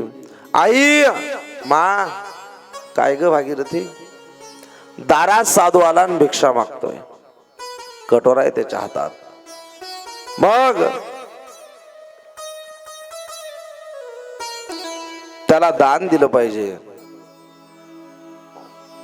आवली जे गरम झाली, बापाच्या वळणावर गेली. मी त्या बापानं तर सगळं वाटोळं केलं घराचं. आता तूही तेच करणार आहेस का? भागीरथीनं चिमुकल्या हातानं पिठाची ओंजळ भरली. असा हात पकडला, दोन्ही मनगडाच्या मधात बोट घातलं आणि असं मनगट पकडून हात झटकले. टाक खाली, टाक. तुझ्या बापानं असे कोठाराच्या कोठार वाटले, 2 भाकरी पुरतं पीठ आहे, पोटाचे खडगी भरायला अन्न नाही, चालली त्याला वाढायला. महाराज भागीरथीच्या हातातलं पीठ आवलीनं पाळलं सगळं, आणि हाताला चिकटलेलं पीठ होतं. किती राहिला असेल भागीरथीच्या हाताला? 8-9 वर्षाची भागीरथी होती. किती राहिला असेल? अंगणात गेली भागीरथी, आणि भागीरथी त्या फकीराला म्हणते, इत्तासा आटा इत्तासा. फकीरानं त्या हाताकडे पाहिलं आणि हसला. अनगडशा म्हणाला, नाम क्या है तुम्हारा? भगीरथी नाम है. अब तुम कुछ हाथ में लेकर नहीं आई, बस इतना सा आटा है बोले, इतना सा. हसले पुन्हा फकीर. एवढ्या आट्यात काय होईल म्हणले. चिंतामणीच्या घरचं भांडार टाकलं तर कटोरा नाही भरला. इतना तो लेकर जाओ, वैसे हमारे दर से खाली हात मत जाओ, भागीरथी म्हणते. लहान लेकराचं कौतुक वाटलं आणि फकीरानं कटोरा समोर केला. चिमुकले चिमुकले हात माझ्या भागीरथीचे, बारीक हात भागीरथीनं त्याच्या कटोऱ्यात असे झटकले. फक्त हात झटकले महाराज, कटोऱ्यात पीठच बसना, पीठ बाहेर पडायला लागलं. या अल्लाह, ये खुदा, ये परवरदिगार, ये लडकी हाय कोण? ये लडकी हाय कोण? आणि पाठीमागे जे उभं होतं का, तुकाराम कुछ भाकर नहीं मिल रही तुमको क्या देगा म्हणणार ते म्हणे, ये तुकाराम कीच पोरगी आहे, ये तुकाराम कीच पोरगी आहे बोले. माथा टेकवला अनगडच्या फकीरानं. बोले तुकाराम की पोरगी ने हाथ झटके तो कटोरा भरया. तुकाराम आएगा तो क्या होगा. तुकाराम तुकाराम एवढं सामान्य नाव नाही माझ्या तुकोबांचं. भागीरीनं हात झटकले आणि अनगडशाचा कटोरा भरला. अनगडशाचा कटोरा भरला. तुकोबारांची भक्ती उन्मादित झाली. माणसाची भक्ती उन्मादात झाली पाहिजे. उन्मादित झालेली भक्ती तुकोबाराय ठामपणे आता सांगायला लागले. घोटवीन लाळ ब्रह्मज्ञान हाते. तुकोबांना सर्व जोग संत आणि साधू दिसायला लागलो. तुकोबांना चराचरात ईश्वर दिसायला लागला. तुकोबा चालता बोलता जगाकडे पाहायचे म्हणायचे, विठ्ठल जळी स्थळी भरला.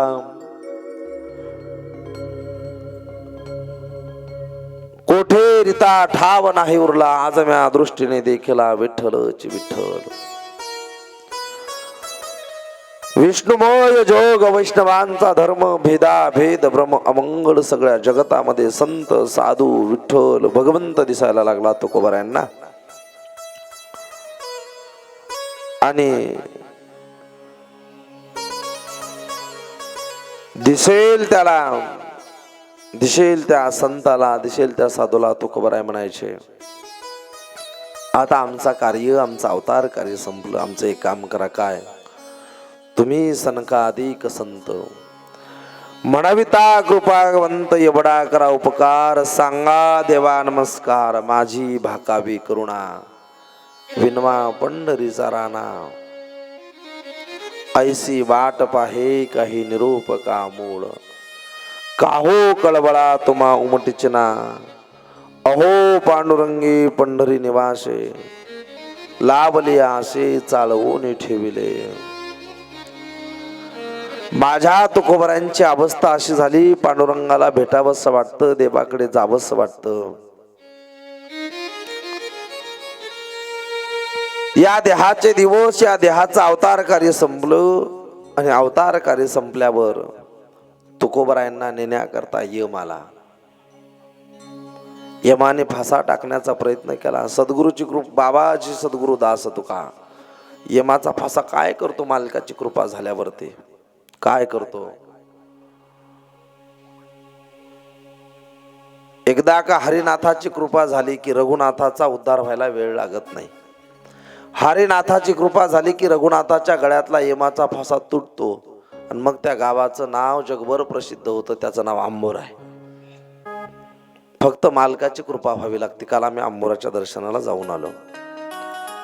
यमाचा फासा तोडण्याची ताकद आहे. जगा काळ खाय आम्ही माथा दिला पाय. यम नेण्याकरता आला.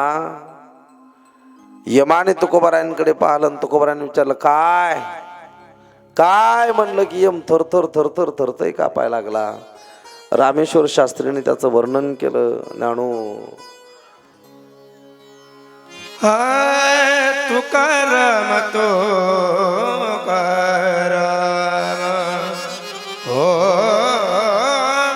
तुकाराम तुकाराम हो तुकाराम तुकाराम तुकाराम तुकाराम तुकाराम तुकाराम हो तुकाराम तुकाराम तुकाराम तुकाराम हो तुकाराम तुकाराम तुकाराम तुकाराम नाम घेता कपेयम नाम घेता कपेयम हो नाम घेता कपेयम नाम घेता कपेयम हो धन्य तो वास मत हो धन्य तो वास मत हो धन्य तो वास मत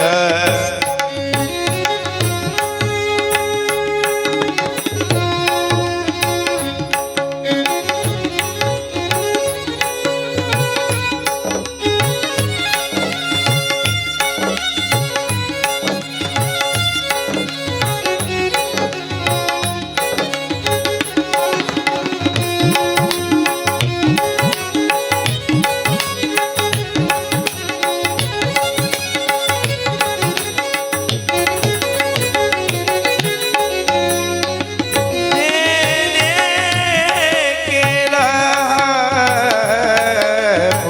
पुरुषार्थ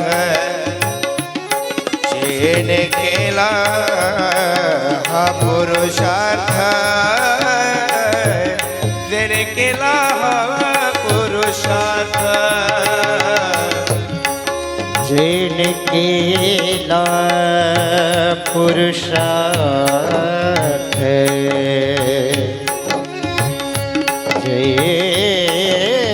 जेने केला पुरुषार्थ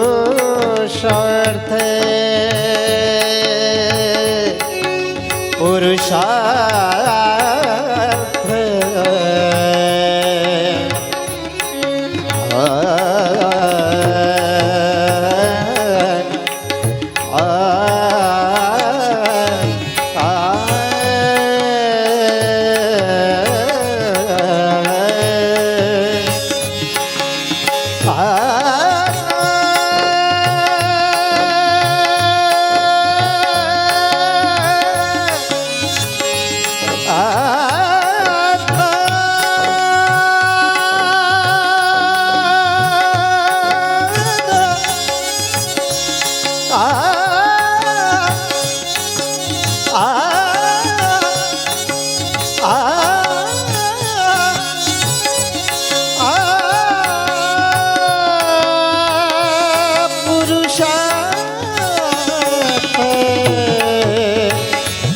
पुरुषार्थ जय केला पुरुषार्थ पुरुषार्थ पुरुषार्थ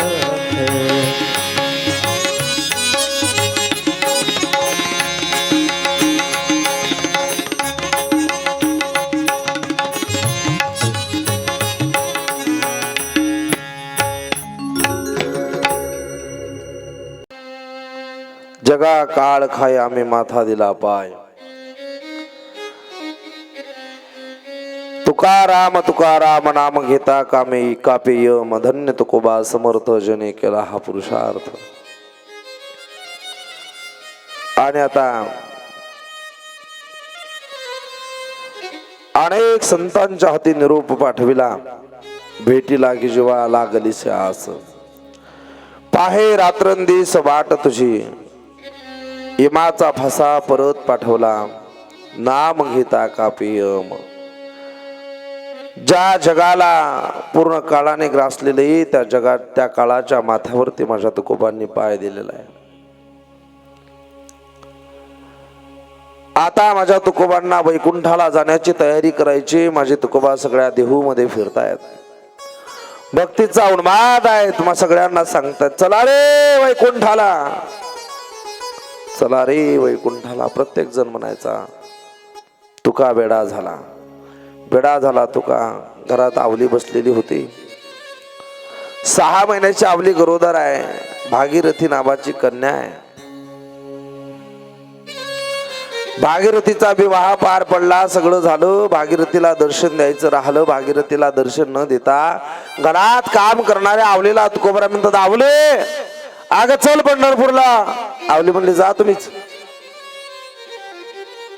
13 महिने त्रिकाळ त्या काळ्याचं नाव, त्या पांडुरंगाचं नाव, उठसूट सगळं वाटोळं त्यानं केलं ना. आता वैकुंठाला जायचं म्हणे, मला नाही यायचं, जा तुम्हीच. आवलीला वाटलं तुकोबाराय रोजच्या प्रमाणे म्हणताय, जा तुम्ही, मला नाही यायचं. मोठे आले पंढरपूरला जाणारे. अगं आवले खरंच पंढरपूरला जायचे, चाल माझ्यासोबत.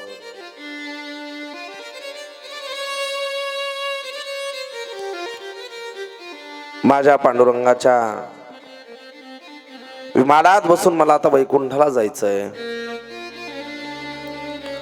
आवलीला सांगितलं, अगं आवले बाड वेळ झाला उभा पांडुरंग वैकुंठा श्रीरंग बोलवितो. अगं त्यानं मला बोलावलंय, माझ्याकरता विमान येणारे. आवली म्हणली, तुम्ही तुम्हाला जायचंय, तुम्ही जा. तुकोबारायांनी सर्व टाळकऱ्यांना बोलावलं. माझे तुकोबाराय देहूच्या स्मशानाकडे निघाले. देहूच्या मालकाला स्मशानात जायचंय. स्मशानात गेले.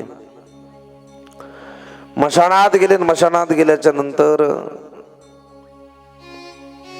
परत आवलीला निरोप पाठवला, आवले अगं चल. आवली म्हणते, जा तुम्ही, मला यायचंच नाही. माझे तुकोबाराय स्मशानात उभे आहेत. आणि स्मशानात उभे असताना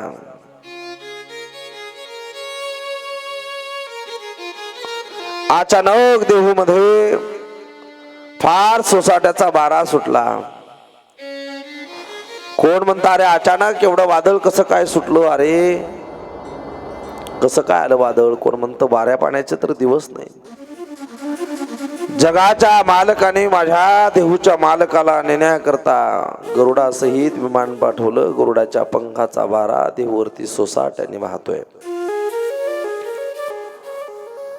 बऱ्याच बाणगुळांना माझ्या तुकोबारायांचं वैकुंठ गमन मान्य नाही.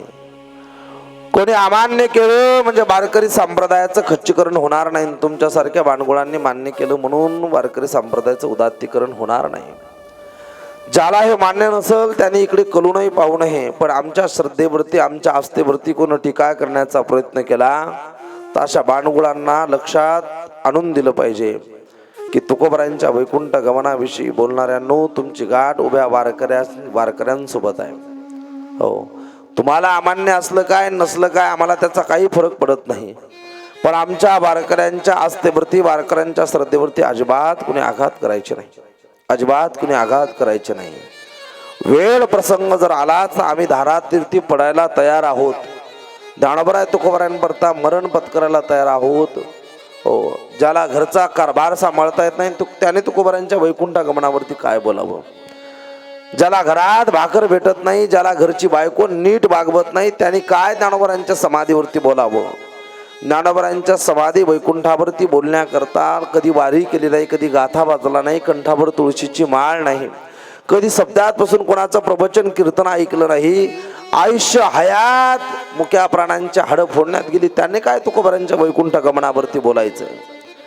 ज्याने उभ्या हयातीमध्ये 4-4 पिढ्या मुक्या प्राण्यांची हाडं फोडून खाल्ली अशा जनावरांनी जर तुकोबरांच्या वैकुंठ गमनावरती बोलण्याचा प्रयत्न केला तर खबरदार बाणगुळांनो, उभ्या वारकरी संप्रदायातल्या कीर्तनकारांशी आणि संप्रदायातल्या साहित्यिकांशी तुमची गाठ आहे, घाट आहे. भले तरी देऊ काशीची लंगोटी, नाथाळाचे माथा काठे आणू. मऊ मेनावणे आम्ही विष्णुदास भेदू वज्रास ऐशी कठीण. आमच्या अंगातला नरमपणा हा मेनापेक्षा नरम आहे, पण आमच्या ज्ञानोबराय तुकोबरायन करता जर कोणी अपशब्द बोललो तर वज्राला भेदण्या एवढे आम्ही वारकरी कठीण आहोत, हे लक्षात ठेवलं पाहिजे आत्ताच्या समाजाने. महाराज आर्ततीने हाक मारली, 14 टाळकरी सर्व लोक जमा झाले. देहूमध्ये सोसाट्याचा 12 सुटला आणि 12 सुटल्याच्या नंतर गरुडाच्या पंखाचा 12 आला. माझा भगवंत आला, माझा देव आला, वार वेळ झाला उभा पांडुरंग वैकुंठा श्रीरंग बोला भितो. गैबरलेल्या अंतकरणाने तुकोबाराय तुकोबाराय सर्व लोकांना आशीर्वाद देतो म्हणतात. कर्म धर्म तुम्हा असावे कल्याण. आणि असं दिव्य विमान गरुडाच्या पाठीवरती आलं. त्या विमानात बसण्याकरता काळ वाकला, त्या काळाच्या डोक्यावरती पाय देऊन तुकोबाराय विमानात बसतात. आणि विमानात बसल्यावर तुकोबाराय शेवटचा अभंग जनसामान्याकरता सोडतात आणि म्हणतात, आम्ही जातो आमच्या गावा, आम्ही जातो आमच्या गावा, आम्ही जातो आमच्या गावा, आम्ही जातो आमच्या गावा, आम्ही जातो आमच्या गावा, आम्ही जातो आमच्या गावा,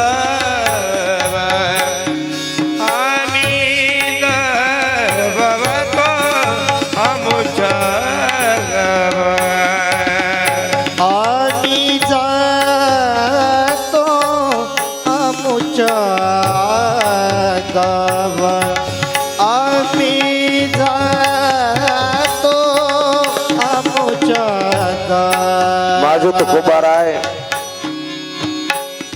गरुडावर आलेल्या बेवणामध्ये बसले.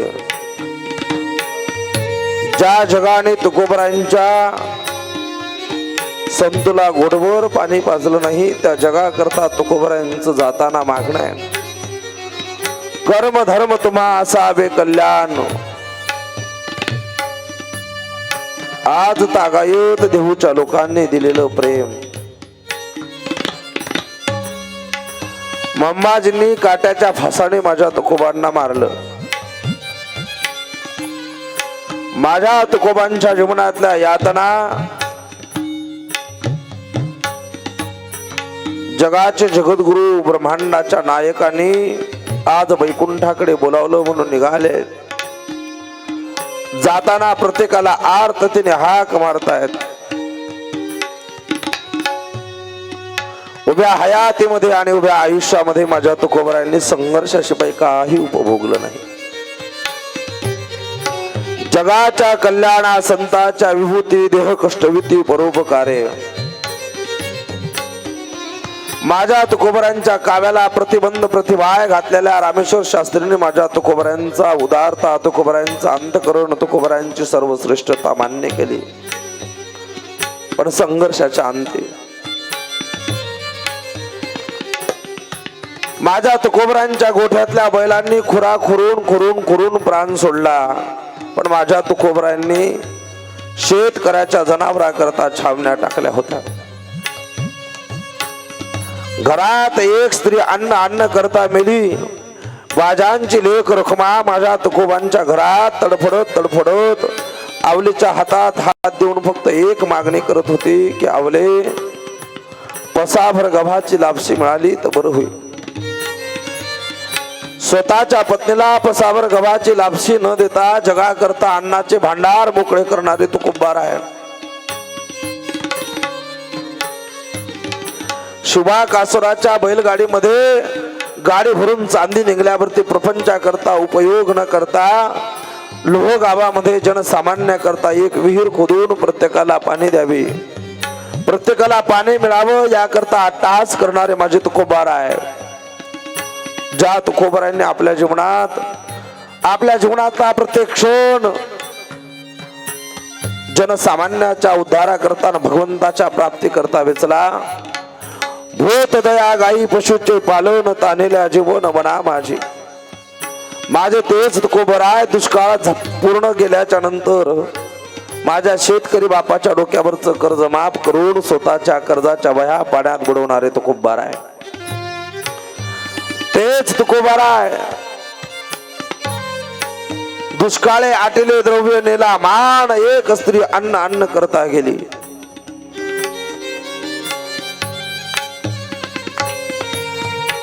पोटच्या गोळ्याने संतुनी मांडीवरती डोकं ठेवून आर्ततेने हाक मारावी, बाबा घोडभर पाणी पाहिजे हो. ज्या तुकोबरांनी जनसामान्याकरता विहिरी खोदल्या, ज्या तुकोबरांनी जनसामान्यांना अन्नाची भांडार मोकळी करून दिली, त्या तुकोबरांच्या लेकराला घोडभर पाणी मिळालं नाही. मी परवा बोललो कथेत, ज्या तुकोबरांच्या लेकराला पोटच्या गोळ्याला संतोला घोडभर पाणी मिळालं नाही, त्या तुकोबरांच्या अभंगावरती तास दीड तास चिंतन करताना आम्ही जर प्रवास केला तर हिवाळ्यात एसी बंद नाही. आम्ही कुणाच्या गावात गेलो तर सामान्य माणसं बिस्लरी शिवाय पाणी पाजत नाही. हे बिस्लरीचं पाणी त्याच तुकोबरांच्या जीवावरती आहे, ज्या तुकोबरांच्या मुलाला गोडभर पाणी ओठ ओल्ले करण्याकरता मिळालं नाही. आर्ततेने समाजाचा उद्धार व्हावा याकरता परिपूर्ण समर्पण केलेले माझे तुकोबार आहे. आज देहूचा निरोप घेतात.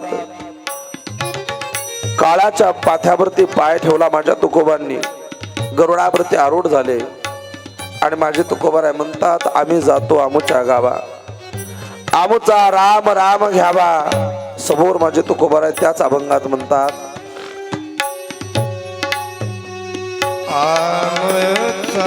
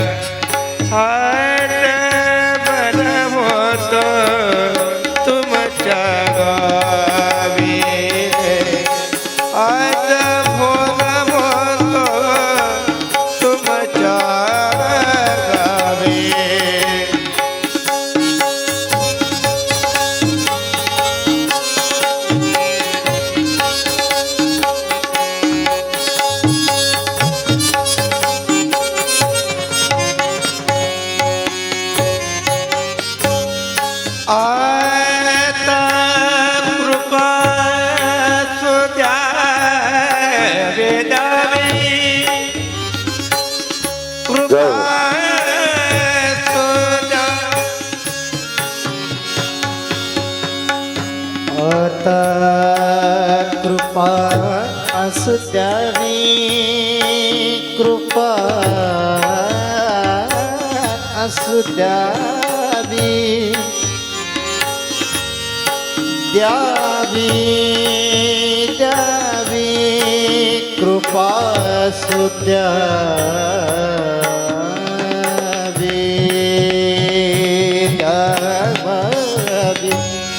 गरुडावरती आरूढ झालेले तुकोबार आहे. दोन्ही हात पालवून म्हणतात, आजवर होतो तुमचे गावी, आता तुम्ही कृपा असू द्यावी. ज्या जनसामान्याच्या उद्धाराकरता उभी हयात घातली, त्यांच्या आशीर्वाद मागत उदार अंतकरणाने माझे तुकोबराय म्हटले. आजपर्यंत तुमच्या गावात वास केला. आगम निगमाचे स्थान विठ्ठल, सिद्धीचे साधन विठ्ठल, ध्यान विसावा. खरं तर हे गाव तुमचं आहे, आमचं गाव दुसरं आहे. आम्ही आमच्या गावाला चाललोय, आम्ही आमच्या माहेराला जातोय. निरोप मागताना तुकोबराय म्हणतात, आतापर्यंत तुम्हा सर्वांच्या मधात माझं येणं जाणं होतं. आता कसलं येणं जाणं, आता हे सगळं बंद झालं. अभंगाच्या 3ऱ्या चरणात सहज खुंडले बोलले राम कृष्ण विठ्ठल बोला बोला राम राम विठ्ठल बोला विठ्ठल बोला तू काय गेला वैकुंठीला वैकुंठाला तू काय गेला तू काय गेला वैकुंठाला तुका गेला वैकुंठाला, वैकुंठाला, वैकुंठाला, वैकुंठाला,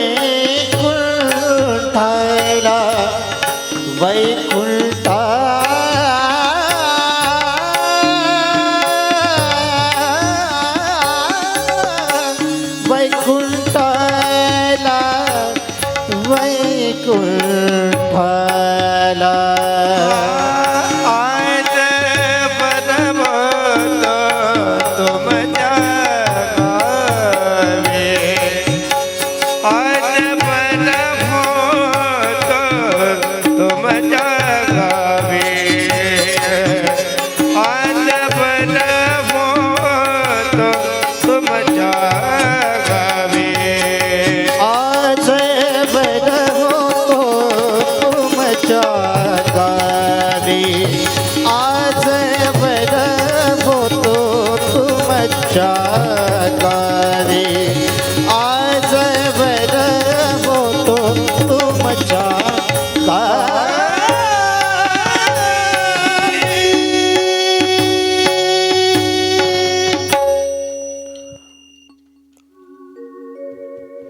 आम्ही जातो आमुच्या गावा, आमुचा राम राम घ्यावा. तुकोबराय म्हणतात, आम्ही जातो तुम्ही कृपा असू द्यावी, सकाळा सांगावी विनंती माझी. आता निघतो आम्ही. वाड वेळ झाला उभा पांडुरंगन वैकुंठा, श्रीरंग बोलावितो अंतकाळी विठो आम्हासी पावला. कुडी सहित झाला गुप्त गुप्त तुका. तुकोबरायांचं वैकुंठ गमन कुडी सहित झालं. कलगीतुऱ्यात एक जुना अभंग म्हणायचे लोक, साधू म्हणावे तुकारामाला आणि कुडी सहित वैकुंठाला गेला. अशा तुकोबरायांचं वैकुंठ गमन झालं. कथा झाल्यावरती आपल्या जवळची फुलं सर्वांनी इथं एकत्रित टाकून द्या. आणि या वैकुंठ गमनाच्या नंतर आज सायंकाळी आपल्या कथेमध्ये ज्ञानोबारांच्या चरित्र